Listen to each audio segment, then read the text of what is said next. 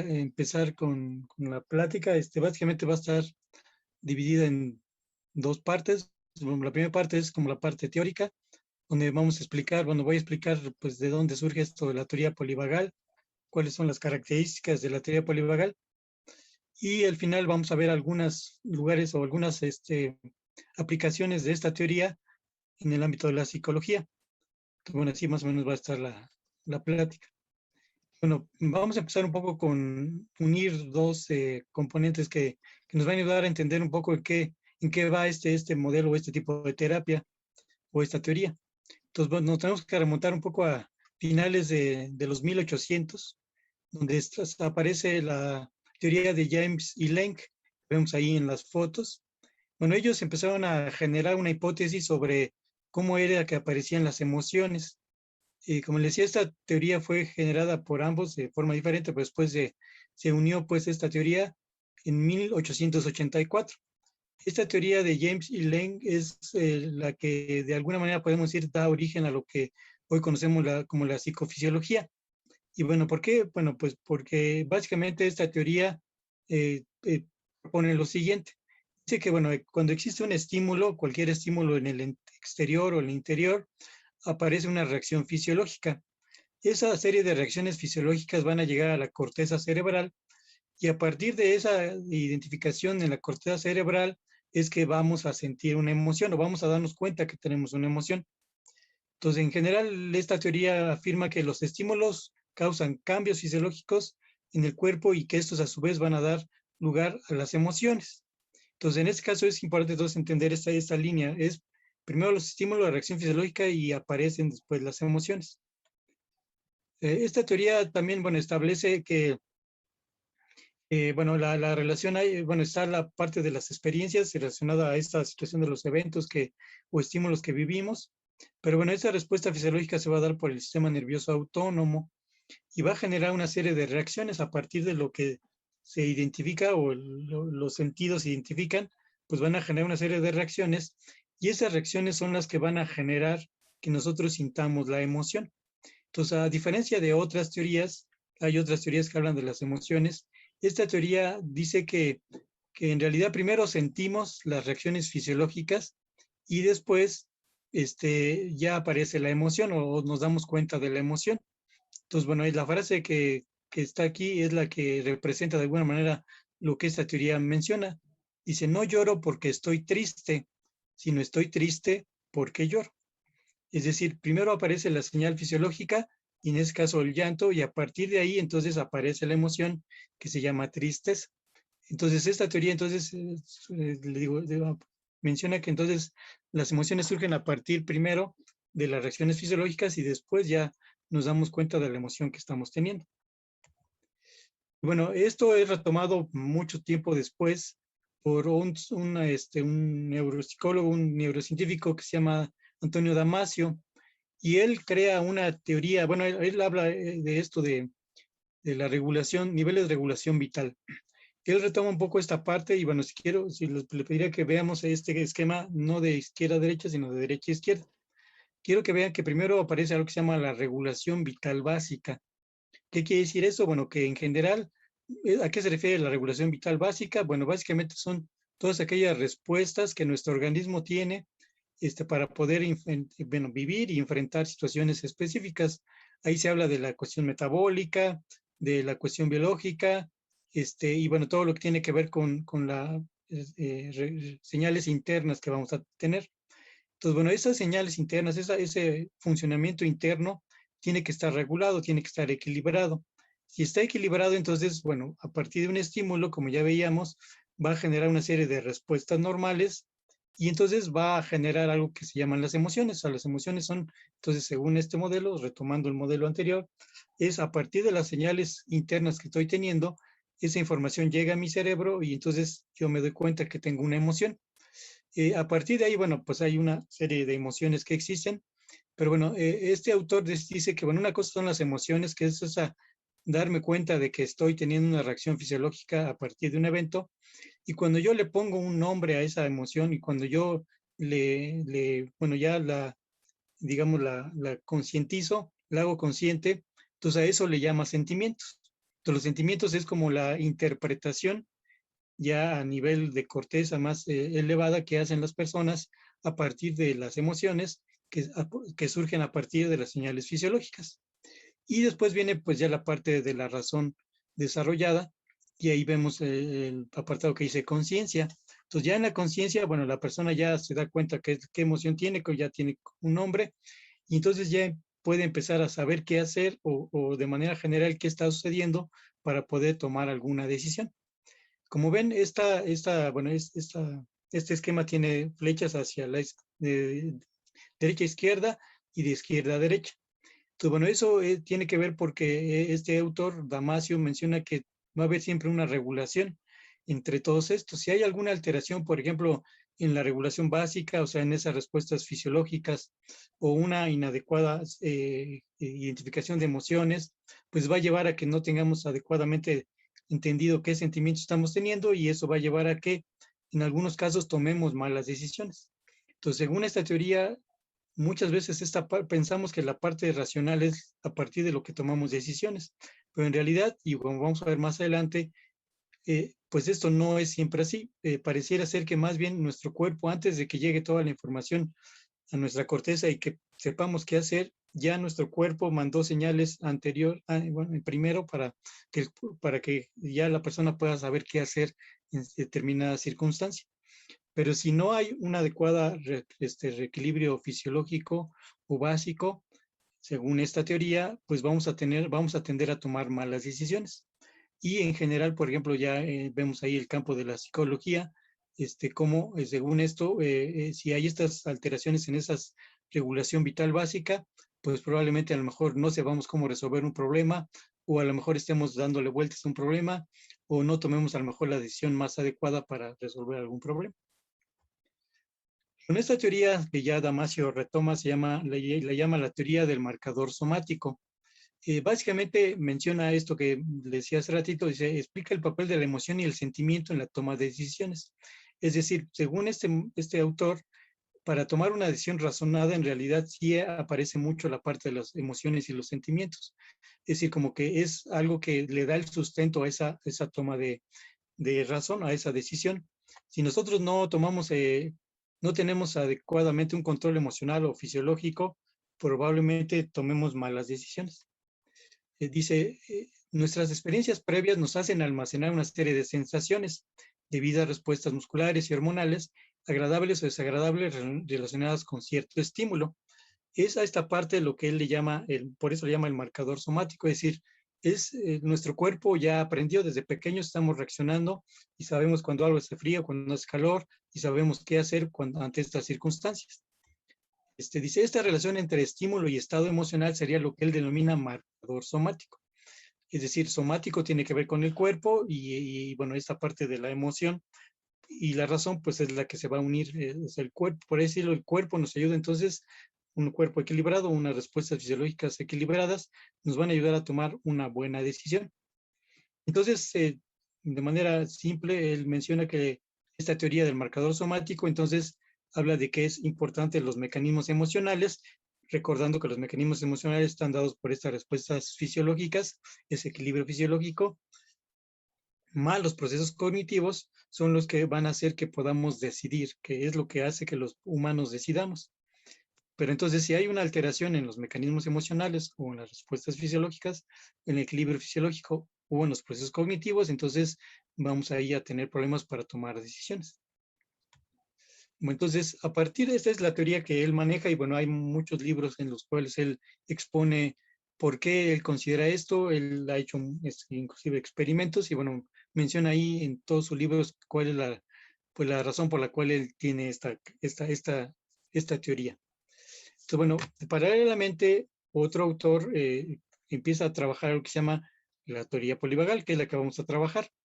Pero se van a dar cuenta que esa teoría del marcador somático y la teoría polivagal tienen mucho como que ver, están como muy relacionadas y está como, pues bien, vamos a ver que está una buena como cuestión estrecha. Entonces, bueno, primero voy a dar de manera muy general, aunque vamos a estar repitiendo esto para que quede muy claro qué es eso de la teoría polivagal. Bueno, este autor, Porges, bueno, este es un dibujo de Ravi Dikma. Bueno, él nos dice que cuando aparece un estímulo, podemos reaccionar de tres formas. La primera reacción que podemos hacer es, y que mueven ahí, dice primera reacción. Bueno, ahí está dividido en tres partes. Dice primera reacción, luego evolución en seres humanos, se siente como, y parte del sistema nervioso que se usa y su utilidad.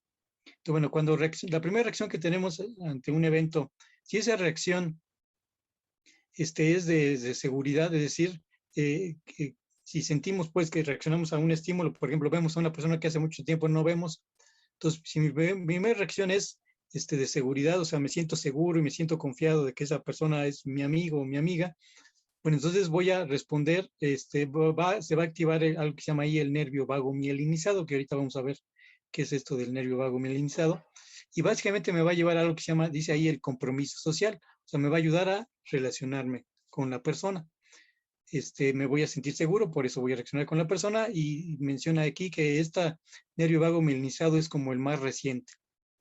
Pero si mi reacción es, si yo veo a esa persona y me acuerdo que esa persona pues me hizo algo o yo le hice algo o me puede reclamar, entonces se va a activar, que es la segunda reacción, el sistema nervioso simpático. Y entonces va a preparar mi cuerpo para enfrentar la situación, o sea, luchar o huir. Segunda reacción está, pues según la evolución, pues ya tiene mucho tiempo, desde hace cientos o millones de años, en el que el ser humano tiene esta capacidad de reaccionar a través de este sistema nervioso simpático.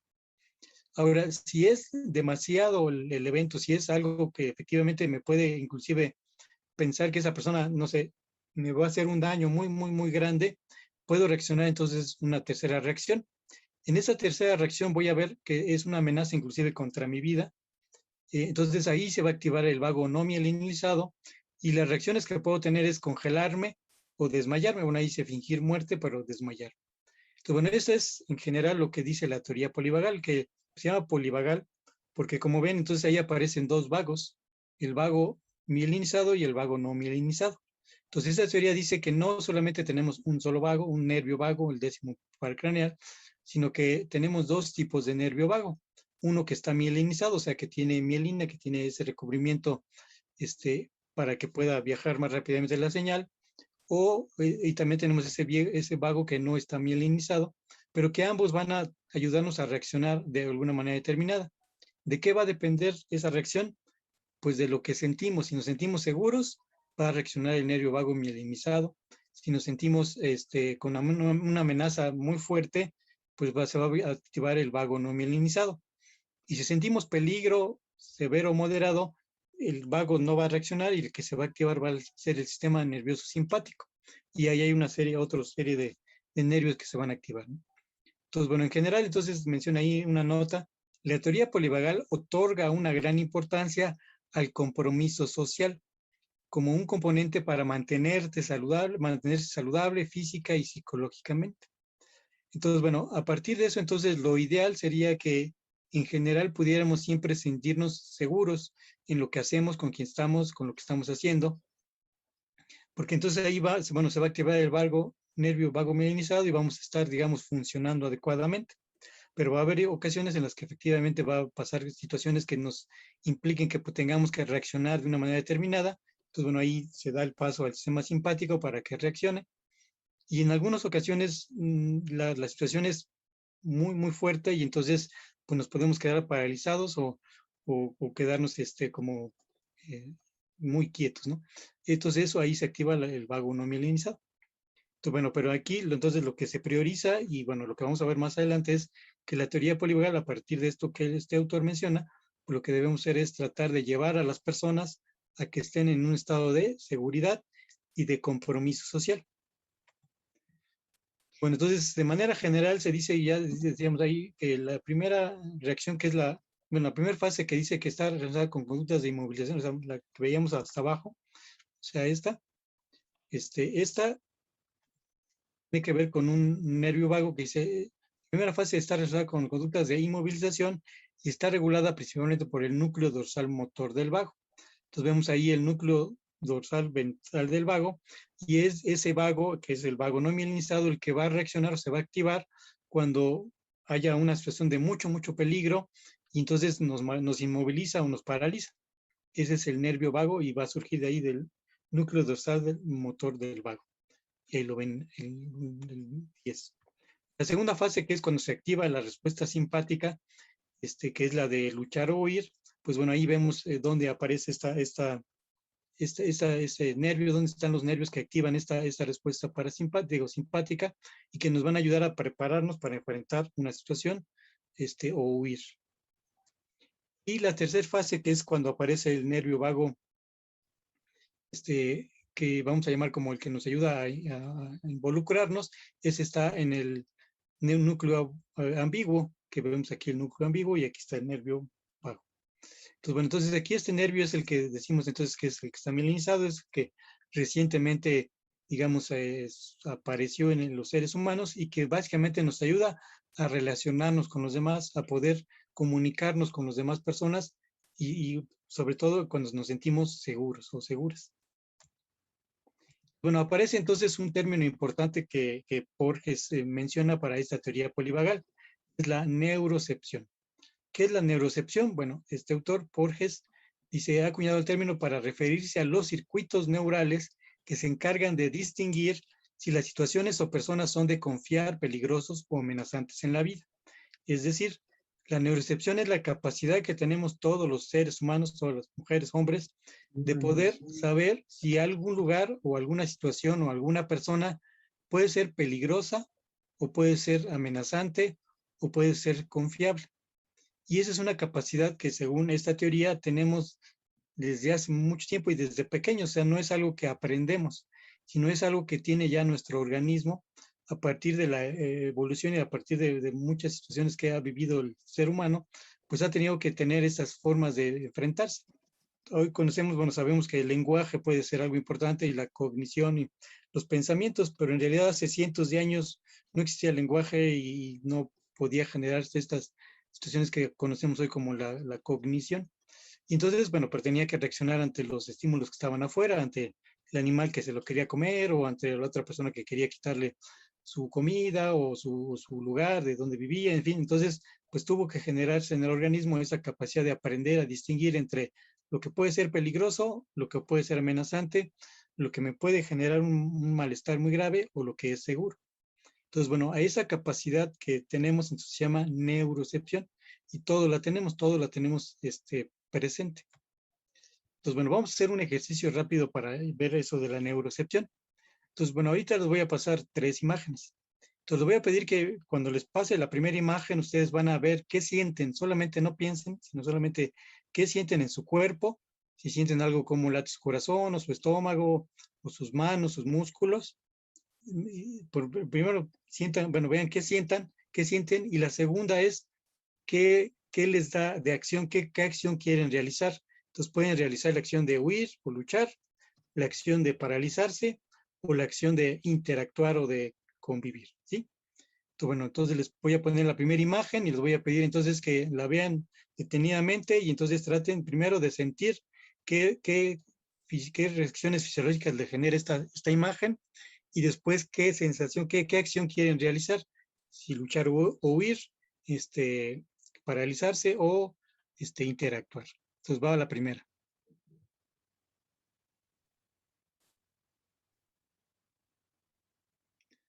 Bien, entonces vean qué pasa en su corazón, qué pasa en su estómago, qué pasa en sus músculos, qué pasa, qué sienten pues al ver esta imagen y qué conducta quieren hacer. ¿Quieren luchar o huir? ¿Quieren paralizarse, se paralizan o quieren interactuar? Bien, pasamos a la segunda imagen. Igual les voy a pedir que vean qué sienten.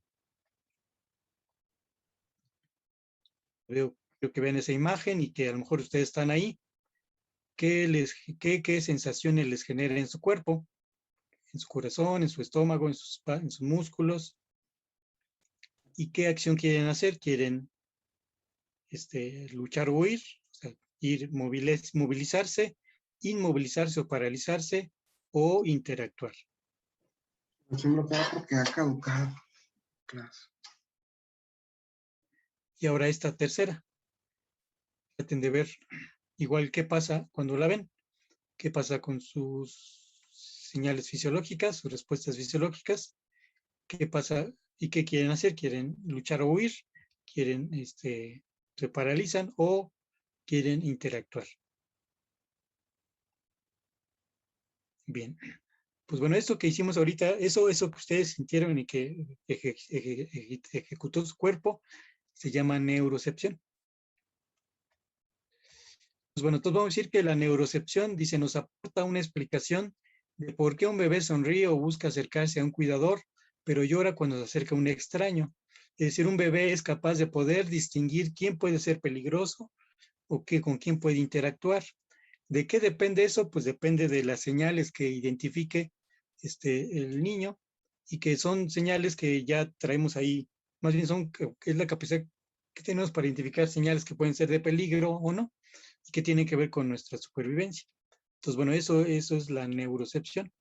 También la neurocepción dice, nos ayuda a saber por qué un joven disfruta el abrazo de uno de sus padres, pero interpreta el mismo gesto de un extraño como un ataque o un asalto.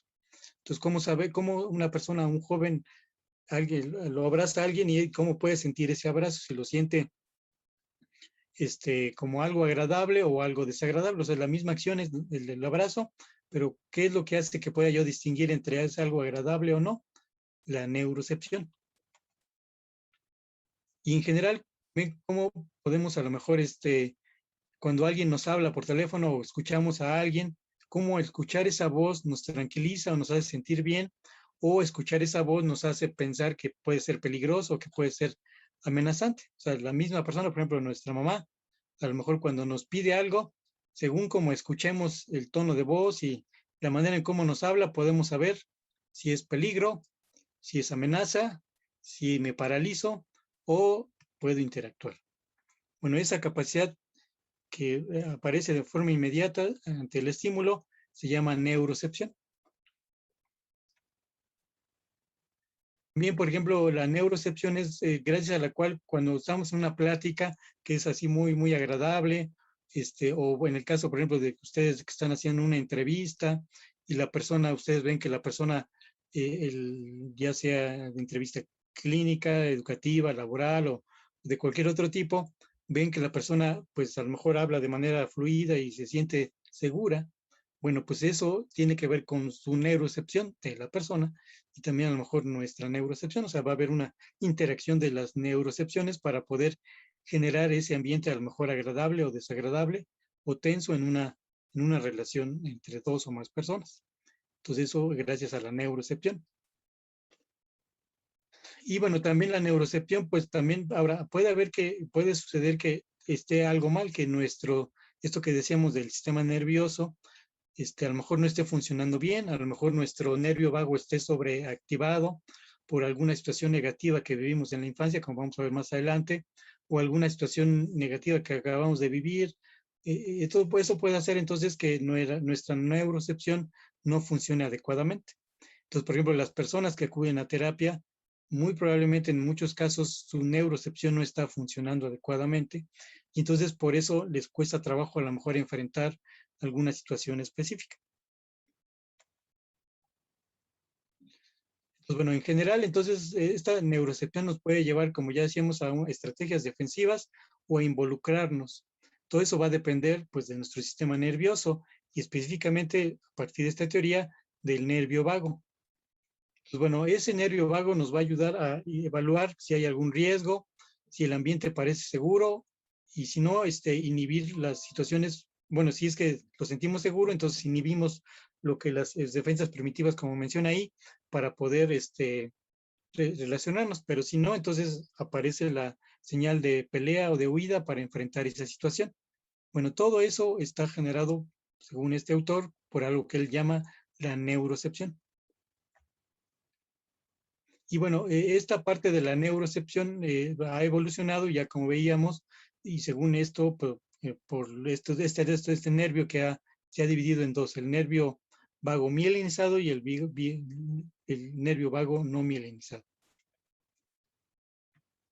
Bueno, ya mencionamos ahí que el nervio vago mielinizado pues va a estar relacionado, bueno, aparece o está relacionado con el núcleo ambiguo, Y ese nervio vago mielinizado es el que nos va a ayudar a tener vínculos sociales, que nos ayuda, por ejemplo, a estar ahorita aquí platicando, que ustedes están escuchando, yo le estoy platicando y que podemos más adelante después a lo mejor interactuar o que puedan a lo mejor tener una relación ya sea amorosa, alguna pareja o en las relaciones familiares o en el caso, por ejemplo, del aspecto psicológico, pues que ustedes puedan tener esto que se llama la famosa empatía, que se desarrolla entre los pacientes y los terapeutas o los consultantes. Bueno, eso es gracias a ese nervio vago, a esa capacidad de la neurocepción para poder generar en el otro esa sensación de seguridad o sentirme yo seguro para poder relacionarme con otros. Entonces, bueno, estos dos nervios, entonces les decía, estos dos tipos de nervios también están íntimamente, este nervio vago, bueno, este nervio vago es muy importante porque este nervio viaja, bueno, sale desde esa zona que ustedes identificaron y llega hasta los intestinos. Es un nervio que efectivamente anda como por todo nuestro cuerpo, por eso también se le conoce como vago, porque anda por todo nuestro cuerpo, tiene contactos con muchas partes de nuestro cuerpo. Y entonces, pues recibe información de la parte interna de nuestro cuerpo, de nuestros intestinos, de nuestro estómago, de nuestro corazón, de nuestros pulmones, ahí habla de las cuerdas vocales y del oído. Y entonces, bueno, de este nervio vago, entonces también va a estar muy, muy relacionado con las expresiones faciales y con la voz, con los sonidos. Es a partir de la expresión facial y de los sonidos que podemos identificar y confiar en alguien o desconfiar de alguien gracias a este nervio vago y a esta capacidad que se llama neurocepción. Entonces, bueno, este nervio vago también entonces está relacionado con el sistema nervioso simpático y cuando se identifica que es algo que puede ser negativo, entonces el nervio vago disminuye su actividad y entonces se ejecuta la acción del eje hipotálamo hipofisal adrenal para generar pues la reacción de estrés, pero también está relacionado con otras sustancias. Este nervio vago puede activarse o desactivar algunas, bueno, que activen, se liberan algunas sustancias como la oxitocina y la vasopresina. Y entonces estas están relacionadas también con el sistema inmune. Entonces, bueno, vamos a ver entonces que a través del nervio vago se va a poder comunicar el sistema nervioso central, el sistema nervioso endocrino y el sistema nervioso el sistema inmune. Entonces, el sistema inmune va a tener una vía que va a estar conectada a través del nervio vago. Entonces, bueno, entonces por eso el nervio vago es muy, muy importante y por eso es que se ha creado esta teoría que se llama la teoría polivagal. Bueno, ahí ustedes están viendo un poco ya el resumen, un poco el extracto de esta teoría. Entonces, bueno, ahí ven del lado izquierdo dice estrategia. Entonces, ¿qué es lo que va a hacer cuando nos inmovilizamos? ¿Qué está pasando? Bueno, se está activando esa rama no mielinizada del vago que surge del núcleo dorsal motor. Entonces, se conoce como el vago dorsal, que es el que nos va a inmovilizar. ¿Qué es lo que va a pasar? Bueno, se va a inhibir la actividad simpática y se va a sobreactivar la actividad parasimpática. Y entonces, por ejemplo, en el caso de algunos animales se ha encontrado, por ejemplo, las zarigüeyas, son animales que no sé si conozcan, bueno, un animal a lo mejor agarra a esa zarigüeya, entonces se activa esta respuesta de inmovilización del nervio vago que tienen estos animales, y entonces pareciera ser que se muere el animal. Entonces, cuando lo captura pues el animal que se lo quiere comer, y entonces aparece esta reacción de inmovilización, entonces el animal como que no, el animal que lo atrapó pues no lo quiere que se muera, entonces pues ya lo tira por ahí y se va, y al poco rato otra vez se activa el sistema nervioso simpático y ya puede salir huyendo. Entonces es una respuesta en algunos casos, en algunos mamíferos, una respuesta que puede salvarnos o puede salvar a las personas. En algunos casos el desmayarse o el tener un síncope, en algunos casos puede ayudar a que la persona pueda sobrellevar o sobresalir ante una situación muy, muy, muy complicada, como vamos a ver más adelante. Y esta inmovilización y esta activación del nervio vago no mielinizado o dorsal del vago está relacionada con la depresión, por ejemplo, en la cual pues nos sentimos, no tenemos energía y queremos estar solamente acostados o sin hacer alguna actividad. Después, la estrategia de movilización, bueno, ahí el nervio vago se desactiva, se activa el sistema nervioso simpático y es el que prepara pues para luchar o huir. Aparece en situaciones como estrés o ansiedad, o vamos a ver más adelante en otros tipos de reacciones. Y la última, que es la socialización, bueno, ahí es cuando se activa el nervio vago mielinizado, y este nervio vago mielinizado, pues nos va a ayudar a socializarnos, a relacionarnos con los demás. Ahí habla de involucramiento con el ambiente y la relajación. Podemos relajarnos porque nos sentimos seguros en ese lugar en el que estamos. En la parte de abajo quiero que vean cómo está, bueno, entonces está, en la parte de abajo dice zona de hipoactivación, es decir, hay una respuesta vagal en la cual nos inmovilizamos. En la del medio está la respuesta de conexión vagal, en la cual nos relacionamos con los demás. Y en la de arriba está la activación o la hiperactivación, que es la respuesta simpática.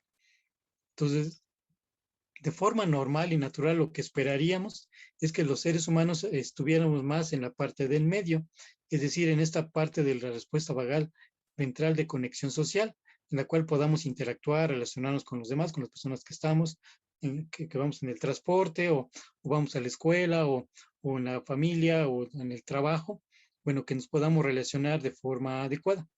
Pero obviamente, bueno, van a pasar cosas que nos pueden llevar a que nos activemos o pueden pasar cosas que hagan que nos paralicemos. Pero lo ideal sería que pasemos más tiempo en la parte del medio. Bueno, ¿qué pasaría si eso no acontece? Lo que vean en la parte del medio, vemos, dice, regulado, sistema nervioso regulado.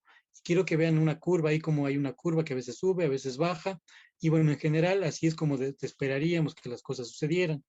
A veces estamos bien, estamos dentro del lugar, digamos, de seguridad, pero algo pasa y reaccionamos y entonces pues nos activamos o nos relajamos, nos acordamos de algo triste, nos un poco de tristes, pero después ya otra vez nos regulamos. Eso es lo que tendría que pasar.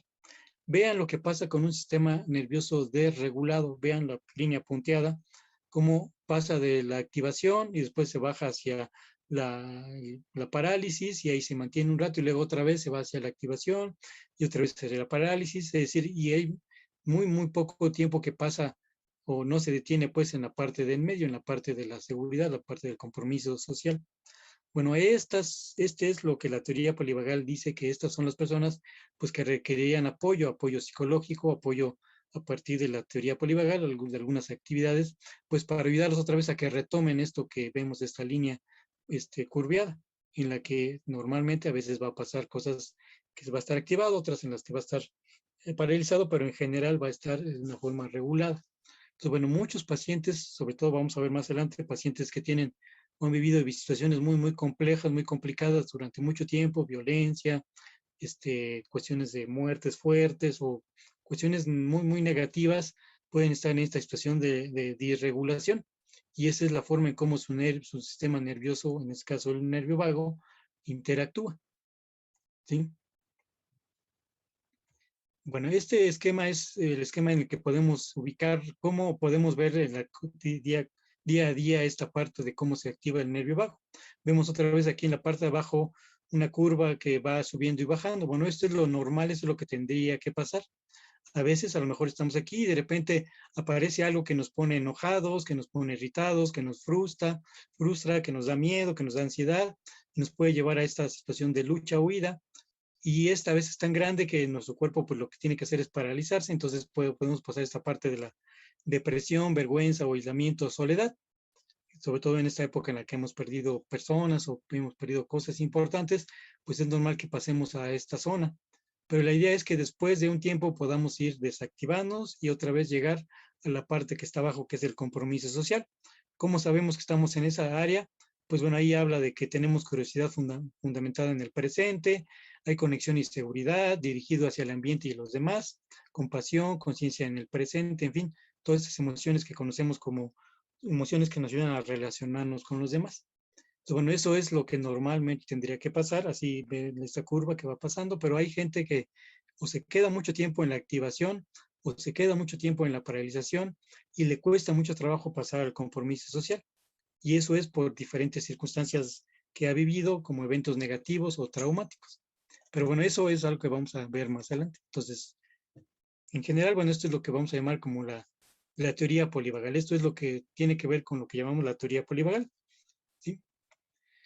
Entonces vamos a pasar ahora entonces a ver algunas de las terapias que utilizan este modelo, pues este, para ver cómo se aplicaría la teoría polivagal. Bueno, vamos a empezar en donde se ha aplicado principalmente y donde hay muchos estudios, es en la cuestión del estrés postraumático o del trastorno de estrés postraumático.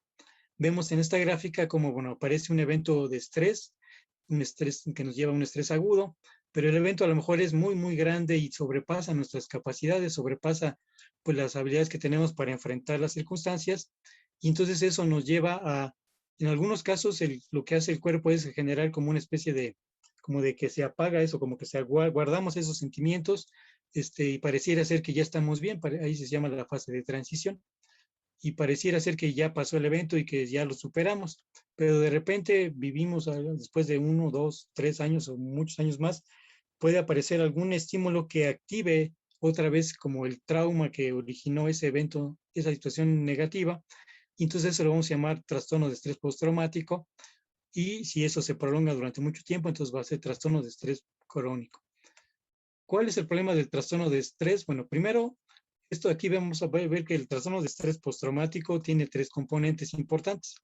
El primer componente, pues, es el psicológico, y estos son los síntomas principales que una persona que ha vivido estrés postraumático tiene. Uno que le llaman las intrusiones, básicamente se refiere a los flashbacks o huella del horror, en donde aparecen esos recuerdos negativos, pero como si estuvieran viviendo otra nuevamente, o sea, aunque ya pasó mucho tiempo, pero la gente siente que está viviéndolo nuevamente. Puede tener pesadillas o simplemente no querer moverse. Esto va a llevar a evitación, va a generar que evite todo aquello que le provoque recordar ese evento, y puede haber una hipervigilancia, puede estar activado constantemente con mucha ansiedad, aumento de la actividad fisiológica y un miedo generado por estos estímulos que se relacionan con el evento traumático. Entonces, esa es la parte psicológica. La parte fisiológica, bueno, va a haber generalmente una alteración del eje hipotálamo hipocéfalo adrenal, entonces eso va a generar que haya un aumento, por ejemplo, continuo de la frecuencia cardíaca, y eso puede llevar a que las personas desarrollen problemas cardíacos como problemas del corazón. Hay un continuo flujo sanguíneo a los músculos, y eso, bueno, puede llevar a que haya alteraciones, pues en los músculos, a que haya problemas a lo mejor de coordinación, y también, bueno, puede haber liberación de glucosa excesiva que puede llevar, entre otras cosas, a desarrollar diabetes, por ejemplo. Desde el punto de vista genético, bueno, se sabe pues que esto puede ser, o sea, de 10 personas que sufrieron un evento traumático, 3 van a desarrollar estrés postraumático. ¿Cuáles son esas situaciones? Bueno, pareciera ser que tiene que ver con algo genético, tiene que ver con vulnerabilidad familiar, o sea, familiares que ya han tenido estrés postraumático, probablemente lo podamos tener nosotros. Predisposición ambiental, o sea, si el ambiente es muy negativo y muy, pues sí, violento, pues puede generar que aparezca el estrés postraumático, o exposición prolongada a ciertos efectos del trauma, o sea, que no somos atendidos, y está la cuestión traumática ahí presente, ¿no? Como casos de violencia o de violación en la familia, que pues la persona, la víctima que vivió ese evento, tiene que estar conviviendo constantemente con el victimario, y eso pues puede llevar a que se desarrolle a largo plazo estrés postraumático. Y ahí vemos algunos de los genes que se han encontrado que están relacionados con estas reacciones ya negativas que vemos en las personas. Y entonces, bueno, esos genes, entonces, pues digamos, están funcionando adecuadamente o se activan, y entonces generan estas situaciones que vemos como los síntomas psicológicos o fisiopatológicos. Entonces vamos a ver ahorita un video, espero que se escuche, sobre, bueno, vamos a ver a Porges, Stephen Porges, el creador de esta teoría, y él va a hablar de cómo se trabajaría con una persona que tiene una respuesta de paralización, una respuesta de como de congelamiento, ante haber vivido un evento negativo, un evento traumático, cómo tendríamos que trabajar con esa persona aplicando esto que se menciona de la teoría polivagal. Entonces, bueno, vamos a escucharlo. When a person's in a state of freeze, it's telling you they are recruiting two defense systems. They're recruiting a mobilization system and an immobilization system. And they're basically just staying alive. They're not, in a sense, doing anything other than just attempting to survive. And the only way to kind of get people out of that is really through what I would say cues of safety. Now, you can't give them cues of safety in the traditional sense of direct face-to-face eye contact because their nervous system will respond to that as intrusiveness because of proximity. They don't want anything proximal to them. However, the reduction of stimulation might be helpful, make the room quieter. The enhancement of intonation in one's voice might be helpful. Basically, the nervous system is overwhelmed with cues defense, and the only way to turn that off is to do two different things: remove cues of activity and energy and potentially intrusiveness, and to try to sneak in cues of safety, which would be intonation of voice, would be the only way you could do it, or one of the only ways you could do it. And that would be perhaps with vocal music, perhaps just kind of like quieting the place down. So if the person's in those sense, you might, in a sense, start using a more hypersonic voice, almost, but being very careful not to mimic how you talk to babies or cats and dogs, because the person might see that as being minimizing or dismissive of who they are. So you want to, in a sense, change how you are breathing in the presence of another. You want the breath to be calmer. You want to give signals that you are safe and that you're not angry or disappointed in them.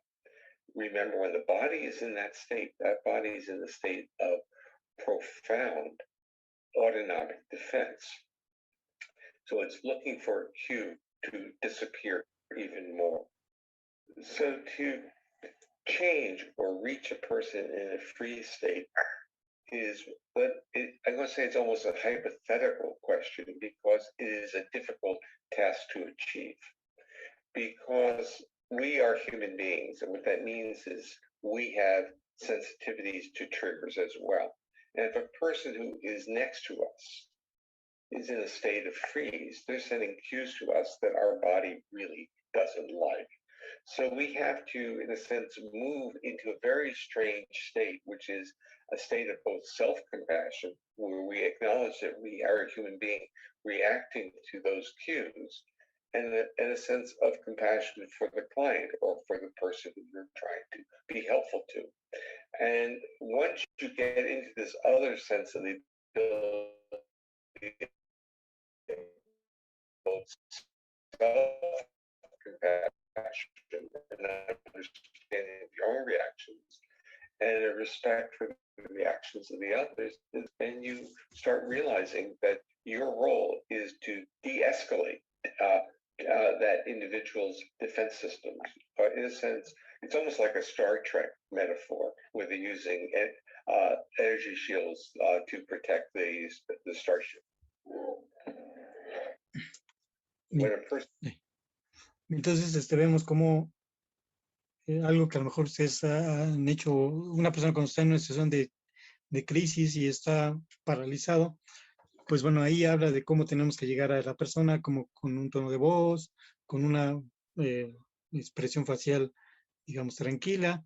Y bueno, pues algo que se usa mucho en este modelo de la teoría polivagal es la respiración diafragmática. O sea, enseñarle a respirar de forma diafragmática es muy útil porque, entre otras cosas, aparte de que generamos que ingrese más oxígeno y pueda sacar más dióxido de carbono, estamos también, al hacer la estimulación respiración diafragmática, estamos estimulando el nervio vago, ese nervio vago que le va a ayudar a la persona a otra vez conectarse, a poder pues relacionarse con los demás. El nervio vago que se activó cuando tuvo ese evento estresante, pues es el nervio vago no mielinizado, que es el que lo paraliza. Bueno, con estos ejercicios y con esto que me explicó el doctor Porges, cómo acercarnos a la persona, cómo hablarle a la persona, eso puede ayudar entonces a que la persona se active su nervio vago ventromedial, y entonces la persona pueda entonces sentirse en situación de poder aplicar o trabajar con nosotros o platicarnos lo que le está sucediendo. Bien, vamos a ver otro ejemplo de una aplicación de la teoría polivagal, pero es ahora en este caso con niños. En nuestro mundo acelerado, nuestro sistema nervioso percibe constantemente señales de peligro inconscientemente. Esto conlleva a una tensión permanente que tiene efectos en nuestra psique y en nuestro cuerpo. Por ejemplo, en forma de estrés, falta de concentración, apatía social o simplemente mal sueño.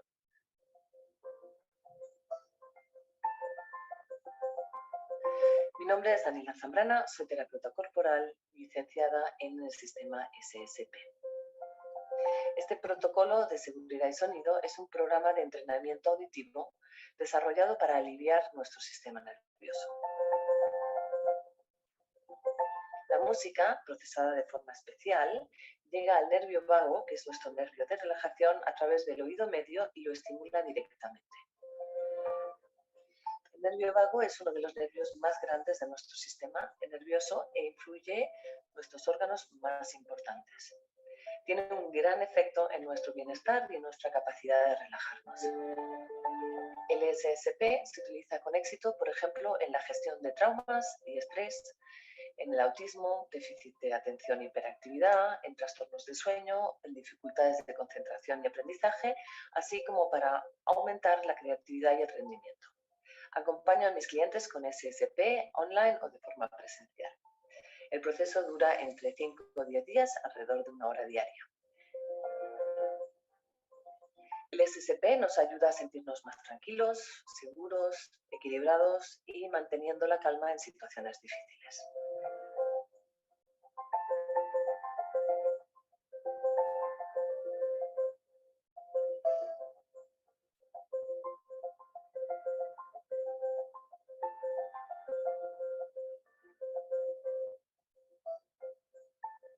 Descubre una nueva fuente de bienestar y relajación, tu sistema nervioso.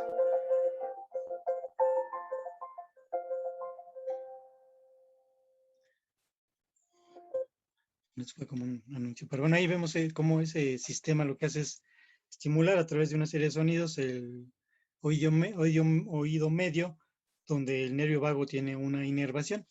Entonces, bueno, estimular esa zona del cuerpo ayuda a que se active este nervio vago mielinizado, que es el que requerimos para que la persona pueda sentirse seguro y pueda interactuar.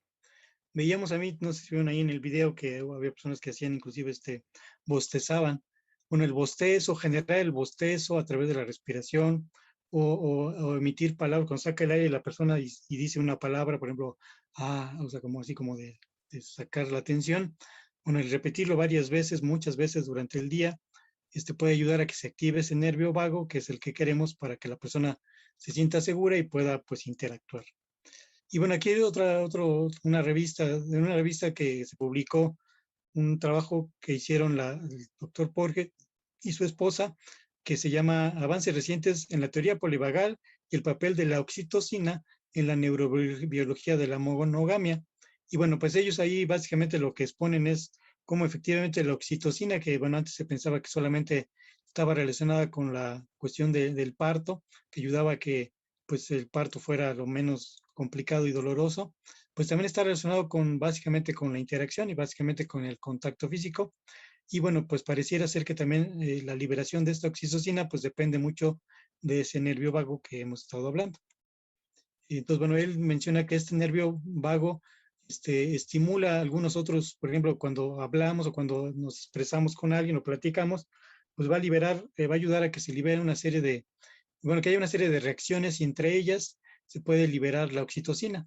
Y bueno, al liberarse la oxitocina, pues lo que hace es que nos sintamos con la sensación de querer convivir o estar con esas personas con las que estamos viviendo y puede generar la confianza, tiene que ver con el lazo maternal y con la unión de pareja. Entonces, bueno, vemos ahí otra aplicación del nervio vago y la oxitocina. Y bueno, ya para terminar, bueno, quiero comentarles un trabajo que estamos haciendo ahorita. Bueno, es la licenciada Irán Adayani Molina, está haciendo este es su proyecto de maestría, de ahí de la maestría en psicología, de intervención psicológica del Politécnico. Y bueno, básicamente su trabajo se llama regulación autonómica desde la teoría polivagal en pacientes con dolor lumbar musculoesquelético crónico. Entonces, básicamente ella lo que quiere hacer es utilizar la estrategia o estrategias ejercicios basados en la teoría polivagal para ayudar a las personas que tienen dolor crónico lumbar, pues a disminuir la percepción de este mismo. Bueno, ¿cuál es el objetivo que tiene? Dice, conocer el efecto de un entrenamiento en regulación autonómica desde la teoría polivagal sobre la intensidad percibida del dolor crónico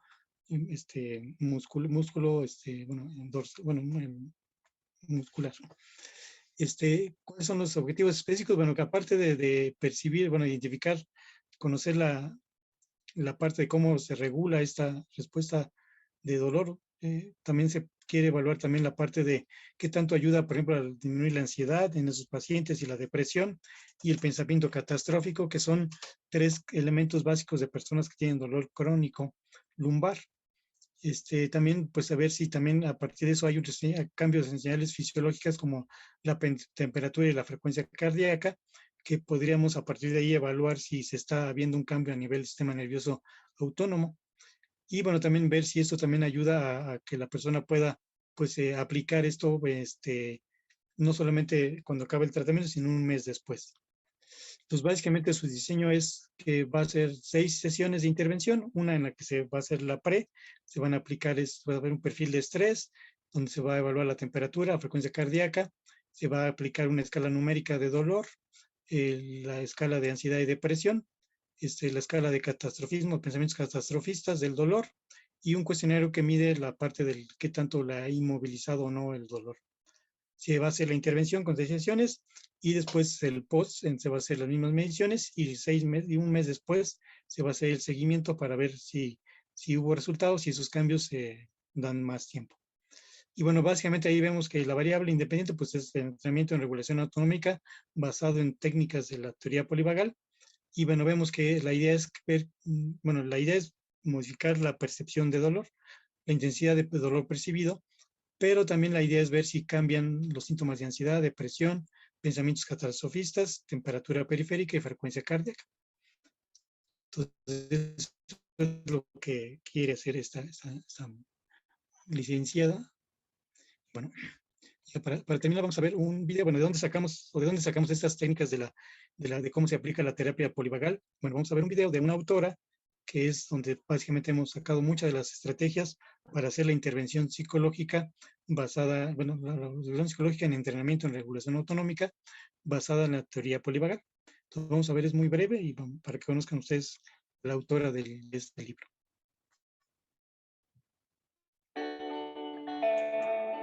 La psicoterapeuta y especialista en trauma de Dana presentó en la Librería Libre de Barcelona su libro La teoría polivagal en terapia, cómo unirse al ritmo de la regulación, publicado por la editorial Eleftheria. El libro ayudará a especialistas en salud mental y trastornos psiquiátricos a mejorar su práctica terapéutica a través de un mejor conocimiento de su sistema nervioso y el de sus pacientes. So it's divided into sections. The first section being befriend, learn how to understand your nervous system and make your nervous system an ally, a friend that you are connected with. And the second section is the mapping section. So understanding, now that we understand the nervous system, what do we do with that? So we create autonomic maps so that at any moment I know where my nervous system is. And then the third section is the shaping the system. So how do we tune and tone? How do we reshape our nervous system so that it helps us be more in connection with others and live a positive life of well-being?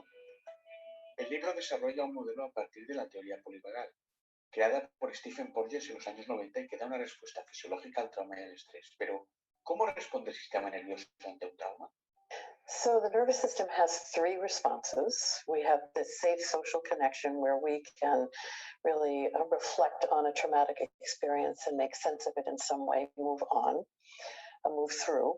The second response is that fight or flight, that sympathetic nervous system mobilization response. And the third response for the nervous system is this dorsal vagal immobilization, collapse, disconnect response. And those are the 3 options available to us as humans to respond to any kind of an experience.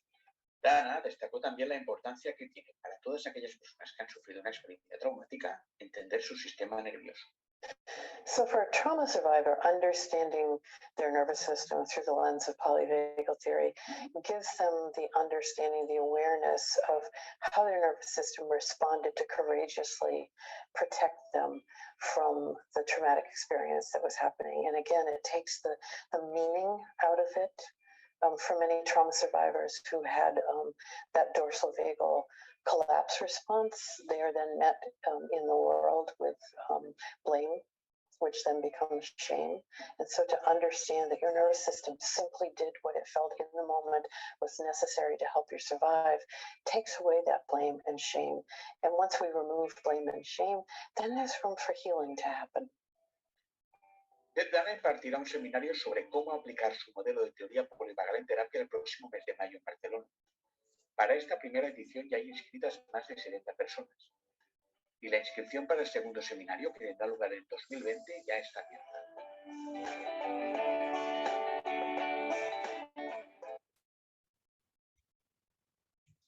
Bueno, no sé si tienen comentarios o preguntas, o pasamos a la ronda de preguntas y comentarios. Muy bien, muchas gracias, doctor. Aquí hay una pregunta, García Carlos.